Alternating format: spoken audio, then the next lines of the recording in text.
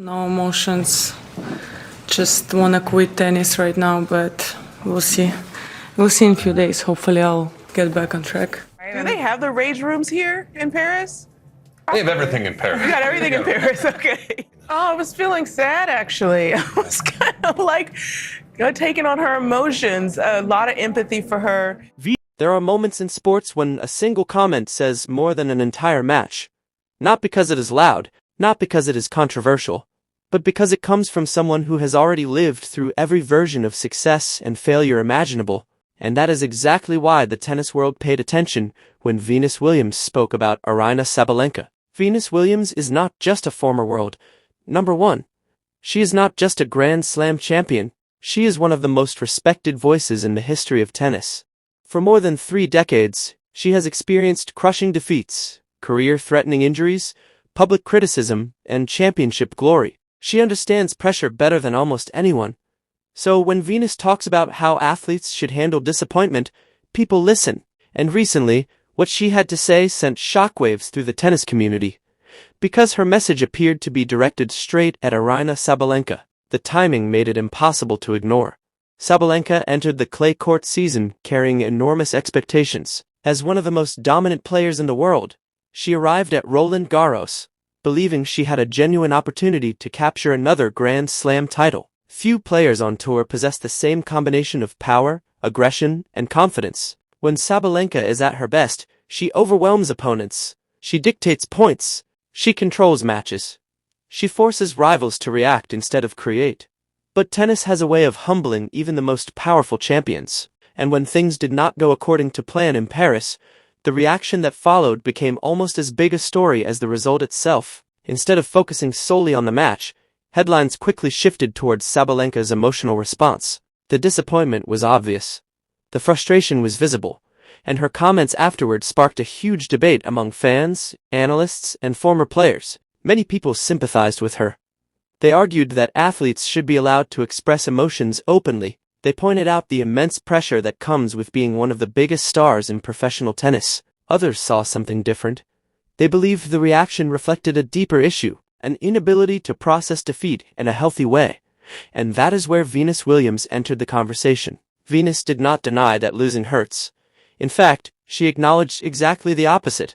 She explained that every professional athlete eventually experiences moments that feel devastating. Every player reaches a point where they question themselves.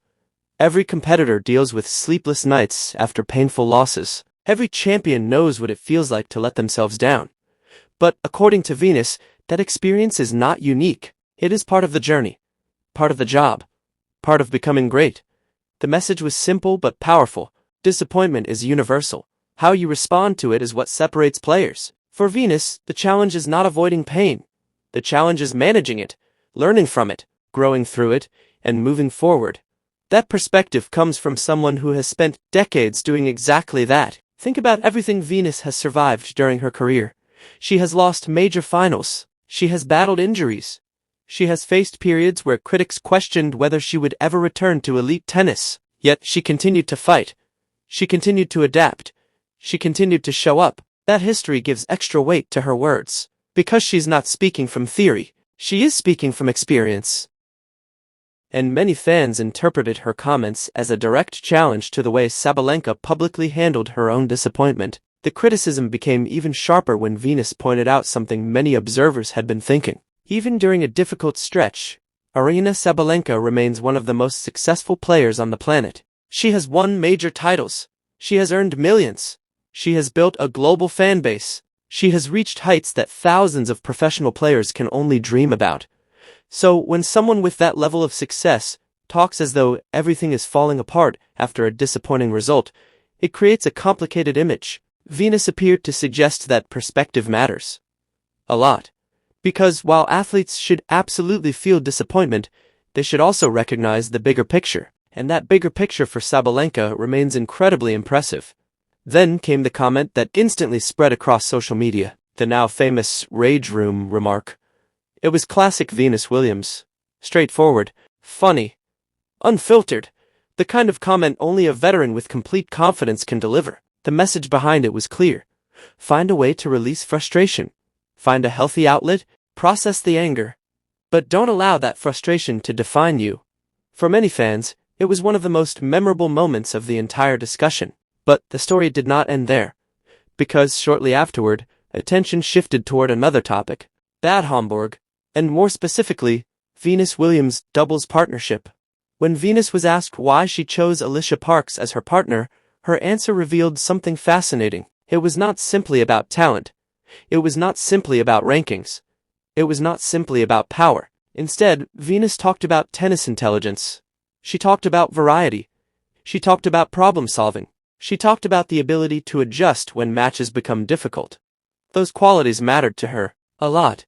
She emphasized the importance of players who can change pace, players who can create angles, players who can use different spins, players who understand strategy instead of relying exclusively on raw power. And as she described those qualities, many tennis fans immediately noticed an interesting contrast, because the characteristics Venus praised seemed very different from the qualities that often define Sabalenka's game. Sabalenka is at her best when she is attacking relentlessly. She wins through force. She imposes herself physically. She overwhelms opponents with power. Alicia Parks, meanwhile, has worked to develop a more varied approach, an approach that includes patience, adaptation, and tactical flexibility. Venus appeared to value those traits enormously, but there was another layer to the story. One that goes beyond forehands and backhands, one that goes beyond tactics, one that goes beyond tennis itself. Character, composure, the ability to handle setbacks.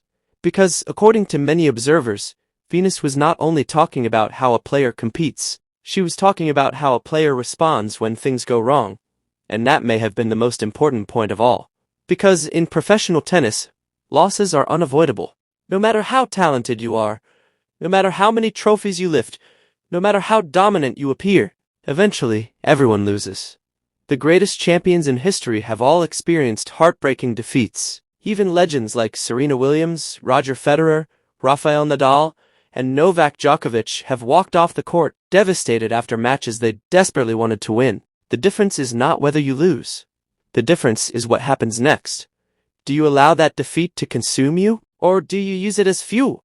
That question has followed Aryna Sabalenka throughout much of her career. To be fair, Sabalenka deserves enormous credit for everything she has achieved.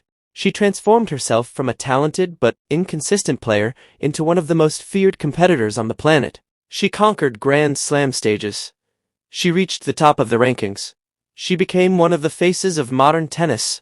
None of that happens without extraordinary mental strength. But elite athletes are judged differently. When you reach the top, expectations change.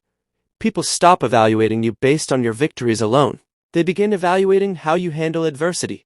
And that is where some critics believe Sabalenka still has room to grow. Over the years, there have been moments when losses seemed to affect her more deeply than they affected some of her rivals. Sometimes it appeared as frustration. Sometimes it appeared as anger. Sometimes it appeared as disbelief. The emotions themselves were understandable. What drew attention was how publicly those emotions occasionally unfolded. Fans began noticing a pattern. Whenever things were going perfectly, Sabalenka looked unstoppable. But when things became difficult, maintaining emotional balance sometimes became a challenge. That observation became even more significant because tennis is not a team sport. There is no coach sitting beside you during points. There is no substitute waiting on the bench. There is no teammate who can take pressure off your shoulders. You are alone. Every mistake is yours. Every adjustment is yours. Every emotional battle is yours. That isolation is what makes mental resilience such a valuable weapon. And it is exactly why Venus-Williams places so much emphasis on composure. For Venus, toughness has never been about pretending. Emotions do not exist. It is about mastering them. It is about acknowledging disappointment without allowing disappointment to take control. It is about finding solutions instead of excuses.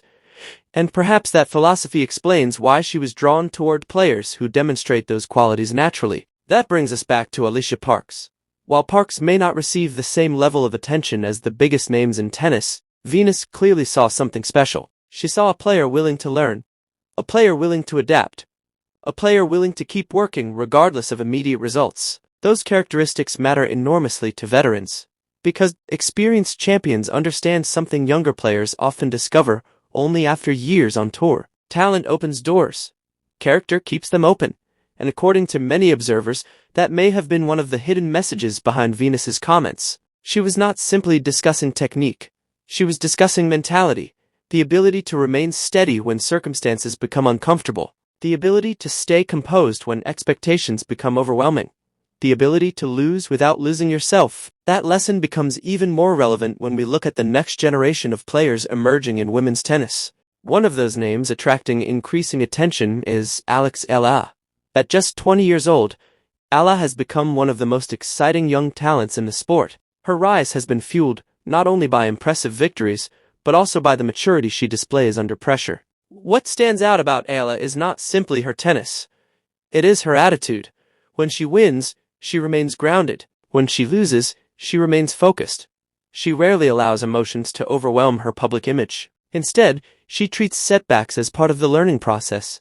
That mindset has earned admiration from fans and analysts alike, and it reflects many of the values Venus Williams has championed throughout her career.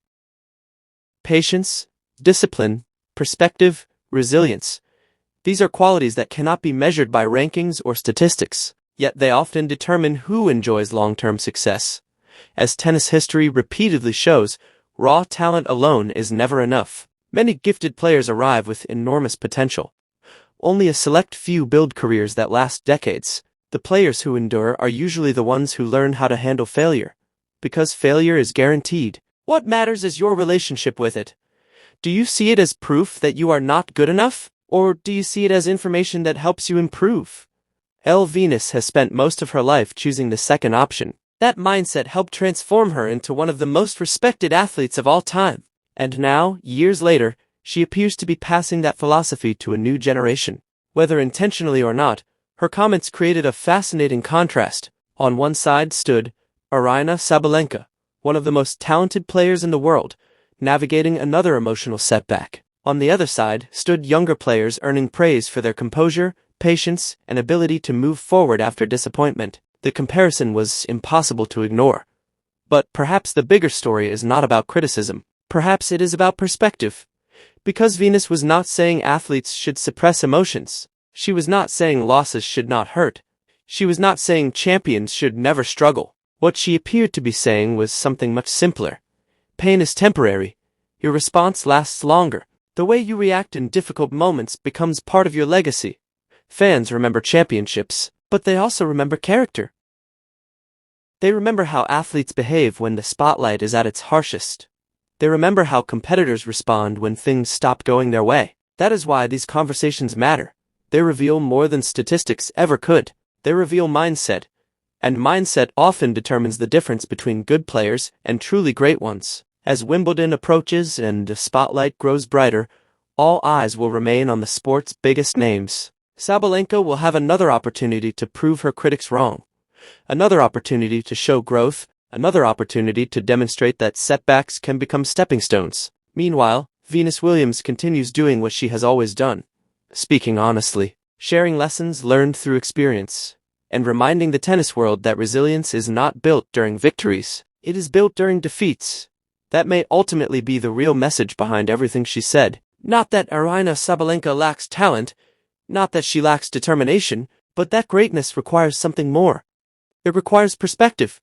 It requires balance. It requires the ability to absorb disappointment without allowing disappointment to define you. And after more than 3 decades in professional tennis, Venus Williams knows exactly what that looks like, because she has lived it, again and again, through triumph, through heartbreak, through criticism, through success. And that is why people continue to listen whenever she speaks. Whether you agree with her assessment or not, one thing is certain. The conversation she started is not going away anytime soon, because it touches on one of the most important questions in all of sports. What truly defines a champion? Is it the trophies?